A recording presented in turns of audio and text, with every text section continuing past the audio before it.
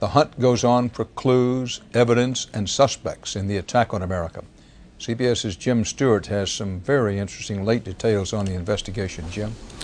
Dan, federal investigators believe that some of the pilots and co-pilots of the 4 hijacked aircraft last week were murdered before the planes crashed. Investigators will not disclose what leads them to that conclusion. FBI technicians have also recovered fragments of conversations within one of the doomed cockpits.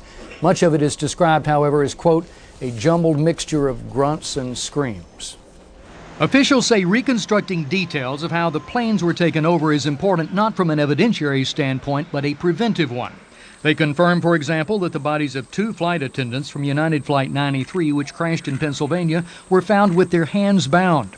And they theorize the pilots from that flight and others may have left their cockpit seats when they saw flight attendants being slashed with box knives.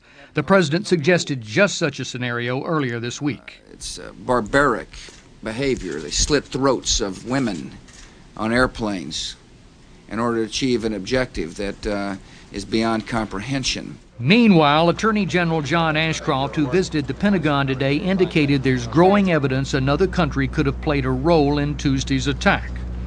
It's pretty clear that the networks that conduct these kinds of events are harbored and supported, sustained, protected by a variety of foreign governments. U.S. officials have already confirmed they believe hijacker Mohammed Atta met with an Iraqi intelligence official in Europe early this year. Atta was seen here on an airport surveillance camera in Portland, Maine, 3 hours before the attacks began. And in other developments, one suspect in particular, Zacarias Moussaoui, is receiving greater attention and could be charged soon. Moussaoui was detained on INS charges in Minnesota before the attacks. He had been undergoing flight training.